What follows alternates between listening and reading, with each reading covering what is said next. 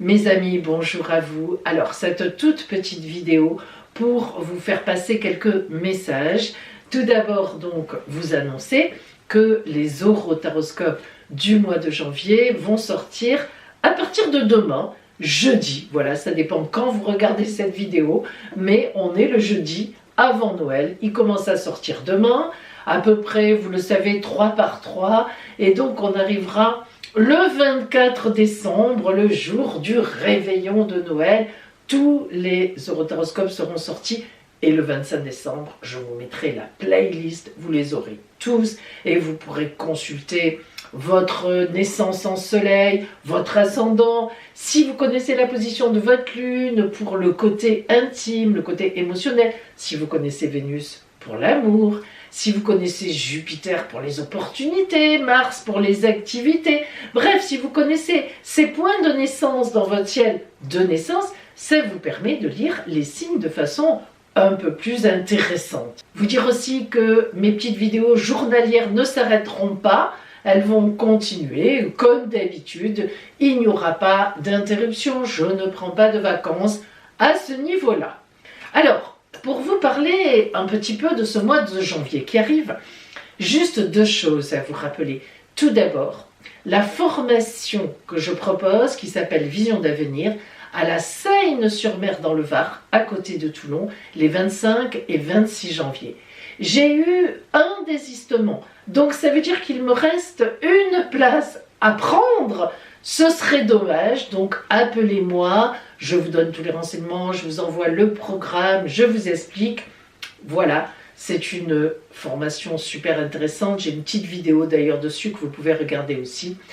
Et ça vous permet de vous installer, il faut bien le dire, si vous en avez l'intention ou pas, mais en tous les cas de savoir faire une consultation avec les cartes et les oracles en professionnel, de faire émerger aussi le don qui est en vous grâce à la technique du chemin initiatique. Si vous avez le don en vous, il émergera. Si vous ne l'avez pas, il n'y a aucune raison que vous soyez intéressé par les cartes et vous ne viendrez même pas au stage, c'est une évidence. Mais si vous êtes intéressé depuis pas mal de temps par les cartes, si vous voulez faire ce stage, c'est qu'il y a forcément une attirance en vous qui n'est pas neutre. Donc ce don, il faut le faire émerger, ça ne vient pas comme ça ne sort pas comme ça. Et oui, c'est ce que beaucoup de gens ignorent. Et puis la deuxième info du mois de janvier, il me reste quelques places pendant le mois de janvier au cabinet de Juan Lépin, et mes consultations de début d'année de janvier en cabinet, elles sont toujours assorties d'un grand cadeau. Il y a toujours un petit cadeau quand vous venez en consultation en cabinet. Mais là, c'est carrément, je vous fabrique une orgonite de pouvoir.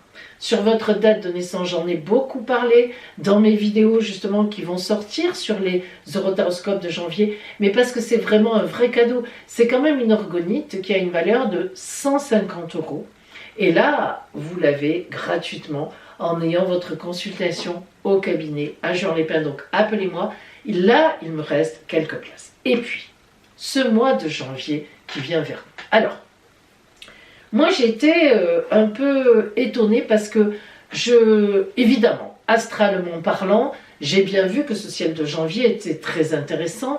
Alors pourquoi? Eh bien parce que la planète Jupiter, qui est la meilleure planète du zodiaque, qui est actuellement en Taureau depuis déjà 7 à 8 mois à peu près, et qui est encore en Taureau, avec Uranus d'ailleurs, et qui va sortir du signe du Taureau pour rentrer chez les Gémeaux le 26 mai, eh bien cette planète Jupiter, qui faisait un mouvement rétrograde depuis quelques semaines, va reprendre sa marche directe le 30 décembre. Alors vous imaginez que Jupiter, qui repart en marche avant, et elle ne s'arrêtera pas. Elle ira d'une traite vers les Gémeaux pour y arriver, comme je vous l'ai dit, et y rentrer le 26 mai. Super, bravo, amis Gémeaux, on a le temps, on en reparlera. Donc, elle repart en marche directe, et lorsque Jupiter est en marche directe, waouh, waouh, waouh, ça déménage. Ça va donc entraîner dans son sillon beaucoup de signes de terre, enfin les signes de terre en tous les cas, comme le Taureau, le Capricorne et les Vierges, et puis indirectement bien sûr les signes d'eau, Poissons, Scorpions et Cancer qui seront entraînés quand même par ce beau mouvement aussi. Et puis on a Mercure aussi, qui était aussi rétrograde, comme si tout le monde avait voulu se reposer en décembre ou faire la fête, et puis ne pas être embêté, voilà, on est tranquille entre nous. Et oui, et elle, Mercure, elle reprend sa marche directe, je ne crois pas dire de bêtises, le 5 janvier. Donc Mercure, planète de la communication, planète des planifications, planète de la réflexion, reprend sa marche directe le 5 janvier. Là aussi, ça va un peu déménager pour tout le monde, hein, parce que quand Mercure, elle est rétrograde, il y a beaucoup de choses qui ne fonctionnent pas, la communication s'arrête un peu, on n'a pas envie, on n'a pas trop le moral, mais quand Mercure reprend sa marche directe, ça y est, ça démarre. Alors, vous comprenez bien que ce mois de janvier, il a déjà ces deux planètes qui étaient rétrogrades et qui reprennent un mouvement de marche directe, c'est quand même assez intense. Alors, il y a des signes qui vont avoir un très gros démarrage, hop, sur les chapeaux de roue. Et notamment, nous avons la Vierge, qui vraiment démarre très fort, hein, c'est vraiment le cas de le dire. Ensuite, nous avons aussi le Bélier. Là, c'est carrément sur les chapeaux de roue. Le Bélier, allez, on y va, tout est là, on fonce. Après, il y a des choses qui freinent un peu, mais sur le principe, ça va vraiment dégager de tous les côtés. On a aussi les Poissons. Oui, contrairement à ce que l'on pourrait penser, qui sont plutôt calmes en début d'année, là, ça va être, vous savez, le tambour. Poum, poum, poum, poum, poum, poum, poum, poum, poum. Voilà, donc tambour battant. Allez Poissons, ça y est, cette fois, on démarre. C'est particulièrement favorable pour vous. Mais de toute façon, toute l'année 2024, avec tout ce que vous avez mis en place précédemment, ça va bien marcher. Et puis, j'ai aussi relevé le Capricorne, autre signe de terre. Un début d'année magnifique, c'est le titre que je vous ai donné. Donc là, un début d'année magnifique, ça n'est pas la peine de faire tellement de commentaires. C'est un peu à tous les niveaux, vous. Alors que les autres, c'est plutôt professionnel que j'ai cité. Vous, ça y va fort. Et enfin, le Scorpion aussi, qui aura alors des opportunités qui vont arriver. Et on va voir comment tout ça se met en place. Ensuite, au niveau relationnel et amoureux, plutôt, alors tendance, ça ne veut pas dire qu'au niveau activité professionnelle, il n'y a rien, mais disons que ce sont des signes qui auront plus tendance en janvier à s'occuper de leurs amours, à s'occuper des leurs, voilà, ou à recevoir de l'amour, ou avoir des belles rencontres. Nous avons notamment la Balance, et oui, et le signe des Gémeaux. Là, ces deux signes d'air seront véritablement portés à l'amour. Alors, je le leur souhaite. Ensuite, les signes chanceux. Alors eux, c'est à tous les niveaux. On a le signe du Taureau, que j'ai d'ailleurs surnommé, alors attendez, le Taureau, j'ai une apogée. Une apogée. Alors, ami Taureau, là, vous franchissez toutes les lignes. Ben, tant mieux, parce que vous le méritez vraiment. Avec cet Uranus qui vous a quand même bien énervé depuis des années. Hein. Attendez, ça n'est pas d'hier qu'elle est là, elle est au moins chez vous depuis 12 ans, je crois. 11-12 ans, eh ben, là, on arrive, avec Jupiter qui la rejoint, on arrive quand même à quelque chose de très puissant. C'est une apogée, quoi, hein, c'est vraiment le mot. J'ai relevé aussi dans la chance le signe du Verseau. Le Verseau qui retrouve un peu son blason. Le Verseau qui va avoir, j'ai nommé, un magnifique en devenir. Alors, c'est pas tellement ce mois de janvier pour les Verseaux qui sera vraiment puissant, mais on le sent, quoi. Ça vient, hein, ça vient. Ça arrive pour les Verseaux. Alors, je l'ai mis en devenir. Et puis, on aura aussi le Sagittaire. Les gens du Sagittaire qui seront portés à une rencontre importante. Alors, cette rencontre, comme on est dans les signes chanceux, ça peut être professionnel, ça peut être amoureux, mais ça peut être aussi les deux. Donc, soyez bien, regardez bien autour de vous, amis Sagittaire, ça sera puissant à ce niveau-là. Et puis, il y a deux signes un peu complexes. Je dis bien un peu complexes, parce que la tonicité est liée, mais ça relève un peu d'une complication, ce sont les lions. Et pour vous, Lion, vous verrez, hein, je vous en parle, je vous décris tout ça. On aura aussi évidemment la guidance des oracles. C'est surtout un petit peu financier. Et oui, attention un peu aux finances ou... Alors ça peut être les finances, mais ça peut être aussi des idées, des illusions que vous vous êtes faites et qui se casseraient un peu les figures. Allez, on va pas s'énerver à millions, vous êtes quand même bien positionné et puis vous savez vous récupérer tel un chat, en tout cas tel un félin, d'une façon... vous avez confiance en vous, quoi. Vous n'êtes pas un signe qui se laisse comme ça démonter aussi facilement. Et puis le second signe, vous l'avez peut-être deviné, on n'en a pas parlé, c'est le signe du cancer. Alors cancer, ça va être très particulier pour vous. Là, je vous le dis d'ailleurs dans la vidéo, parce que pour vous, selon votre signe de naissance, ça sera ou tout ou rien. Ah! Tout en sachant qu'à la fin du mois, tous les cancers auront quand même une porte de sortie. Pour ceux pour qui il y a tout, c'est normal.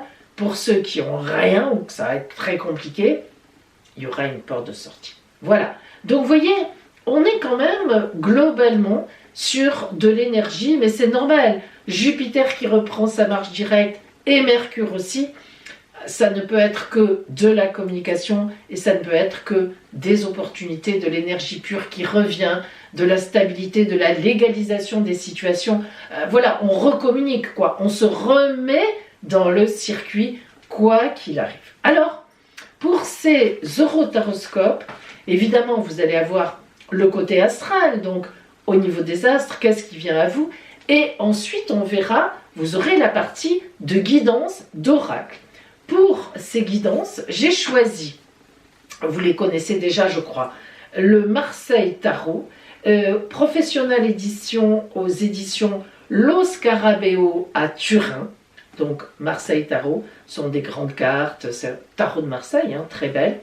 Pour rentrer dans le détail de votre guidance, le tarot Illuminati, qui est un tarot aussi que j'aime beaucoup parce que l'imagerie de ce tarot est très symbolique. Elle n'a rien à voir avec le vrai tarot de Marseille, mais elle le rejoint d'une façon beaucoup plus symbolique. Et puis, les cartes sont magnifiques. C'est de l'art à ce niveau-là.